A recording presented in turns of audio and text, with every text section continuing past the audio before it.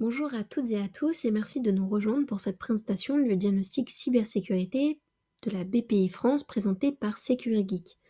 En 10 minutes, nous allons découvrir comment ce dispositif peut vous offrir une vision claire de votre posture de sécurité et un plan d'action concret pour l'améliorer.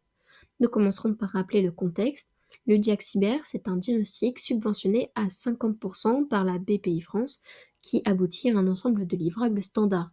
Parmi ces livrables, nous avons le rapport d'analyse de maturité sur les 12 axes de sécurité, qui détaille les forces et faiblesses de votre organisation. L'objectif est de vous fournir une feuille de route claire pour renforcer votre cybersécurité. Chaque axe couvre un domaine clé de la cybersécurité. Par exemple, on évalue la gouvernance et la stratégie SSI, la gestion des risques et conformité, l'identification et la protection des actifs, la gestion des identités, la sécurité du réseau et la sécurité des postes et terminaux. Cette organisation en axe permet de couvrir l'ensemble des sujets critiques. Nous aurons ainsi une vue exhaustive des points forts et des améliorations possibles sur chaque thème. On va commencer par l'axe 2. Ici, nous analysons la politique de sécurité du système d'information et la méthode de gestion des risques. Nous vérifions si une stratégie de sécurité est documentée, adaptée à la taille de l'entreprise et si elle couvre les risques métiers. On regarde là aussi la conformité aux exigences légales comme RGPD, NIS2, etc. et aux bonnes pratiques, par exemple ISO 27001. Le diagnostic évaluera comment vous identifier, évaluer et prioriser les risques cyber, ainsi que l'existence d'un plan de gestion des risques. L'objectif est de s'assurer que vous avez une vision claire des menaces et un plan méthodique pour les adresser. Un axe de solide signifie une démarche de sécurité structurée, avec une documentation à jour, un processus de revue des risques réguliers et la sensibilisation de la direction. Le prochain axe porte sur les accès utilisateurs et habilitation. Nous étudions la manière dont sont gérés les comptes, mots de passe et droits d'accès aux ressources critiques. Par exemple, on vérifie l'usage de l'authentification multifactorielle, donc MFA, la politique de mot de passe, la rotation des secrets et le principe de moindre privilège. On regarde aussi le processus de création et suppression des comptes, donc la gestion du cycle de vie des identités. L'enjeu est d'éviter les accès non autorisés ou les privilèges trop larges qui exposeraient vos systèmes. Si des faiblesses sont détectées, comme des comptes inactifs non désactivés ou l'absence de MFA ou même des mots de passe trop simples, le plan d'action associé proposera des mesures pour sécuriser ces accès. Le prochain axe concerne la protection des postes de travail et appareils mobiles. On vérifie que tous les postes sont à jour, avec des patchs système et antivirus, que les configurations sont sécurisées et que l'accès au support, donc USB, disque externe, sont contrôlés. Nous évaluons également la gestion des appareils mobiles et l'utilisation de chiffrement sur les ordinateurs portables. L'enjeu est de s'assurer que vos utilisateurs travaillent sur des environnements sûrs. Dans votre entreprise, cela implique, par exemple, de faire l'état des lieux des correctifs appliqués et de vérifier la présence d'un antivirus à jour et de s'assurer que les postes sensibles sont protégés. Si besoin, le plan d'action recommandera de renforcer ces mesures avec un déploiement de MDM, politique de chiffrement, formation des utilisateurs sur les risques d'ouverture des fichiers suspects, etc. Dans le prochain axe, nous allons étudier et examiner la sécurité du réseau et des infrastructures de communication. Il s'agit de vérifier la configuration des pare-feux, la segmentation du réseau, LAN, DMZ, accès distant, et la protection des connexions, VPN, Wi-Fi. Nous évaluerons aussi l'usage de solutions de détection d'intrusion et la gestion des vulnérabilités réseau. L'objectif est de s'assurer que votre réseau ne constitue pas un point d'entrée facile pour un attaquant. Dans votre cas, nous regarderons par exemple la robustesse du filtrage des pare-feux, l'isolation des zones sensibles et la surveillance du trafic. Les recommandations pourraient porter sur le renforcement de la segmentation, la mise à jour des équipements ou l'activation des mécanismes de détection réseau. Le sixième axe se concentre sur la sécurité des serveurs, applicatifs et bases de données. Nous vérifions la robustesse des systèmes d'exploitation serveurs, donc patch management, la configuration sécurisée des services exposés, port ouvert, certificat TLS, etc., et la présence d'audits de vulnérabilité applicative. On examine aussi la gestion des autorisations au niveau applicatif. L'objectif est de s'assurer que les éléments critiques de l'infrastructure et les logiciels utilisés ne comportent pas de failles connues. Pour vous, cela peut signifier tester la configuration de votre serveur web, vérifier les mises à jour de vos ERP ou CRM et s'assurer qu'une démarche de test d'intrusion a lieu régulièrement. Les recommandations pourraient inclure le renforcement des configurations, la mise en place de WAF, un pare-feu applicatif, ou le durcissement des mots de passe de service. Le prochain axe vérifie comment vous sécurisez le travail nomade et le télétravail.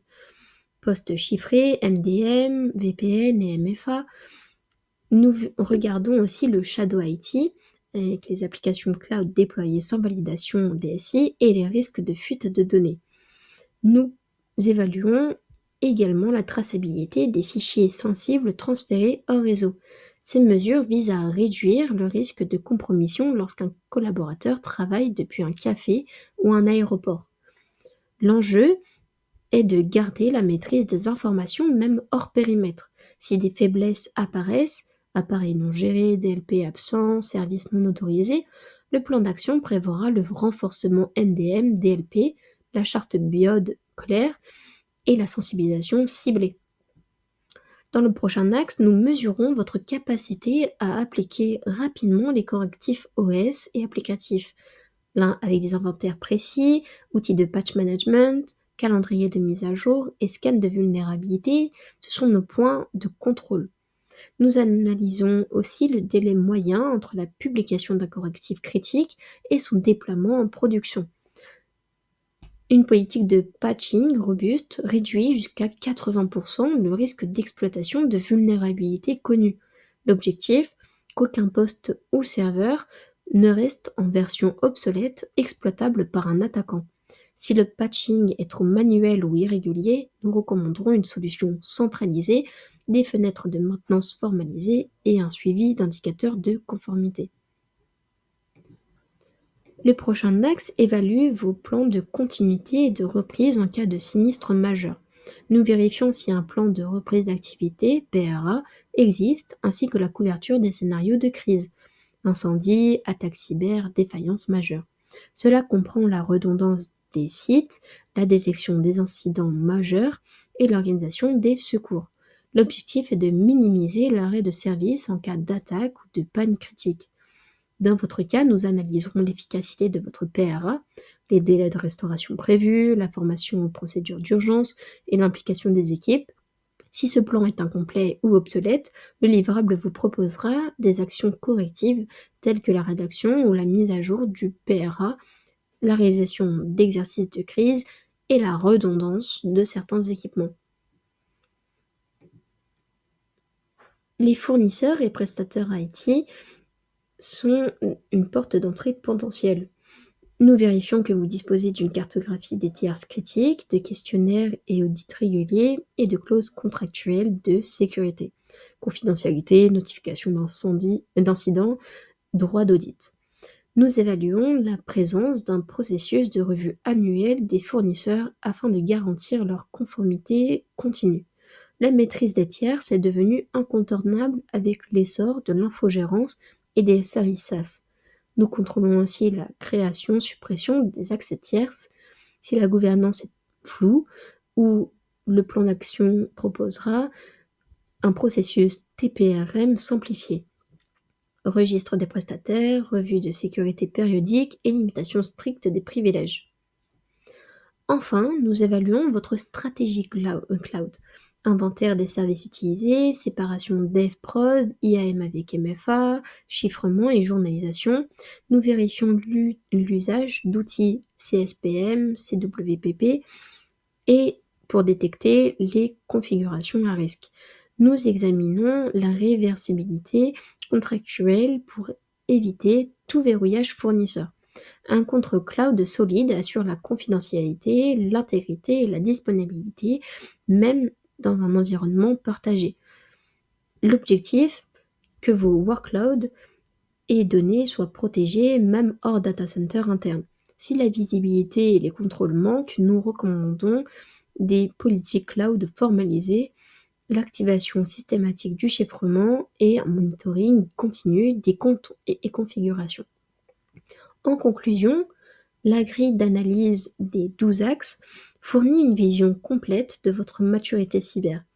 Les résultats mettent en évidence vos points forts à améliorer en priorisant les actions selon leur criticité. Grâce à ce diagnostic détaillé et au plan d'action associé, vous disposez d'une feuille de route claire pour renforcer votre sécurité de façon méthodique. Par ailleurs, ce plan d'action pourra être cofinancé par la BPI France jusqu'à 70% des dépenses, ce qui accélère significativement la mise en place des mesures sans alourdir votre budget. À l'issue de cette étape, votre RSSI dispose de ressources nécessaires et protéger efficacement les données et le système d'information. Cette démarche complète du diagnostic à la subvention constitue un levier clé pour améliorer votre cyber-résilience. Merci pour votre attention. Si vous souhaitez approfondir le diag cyber ou évaluer la maturité de votre organisation, je vous invite à contacter directement cette adresse mail adi@securic.gov. Nous serons ravis de répondre à vos questions et de vous accompagner dans la mise en place de ce diagnostic.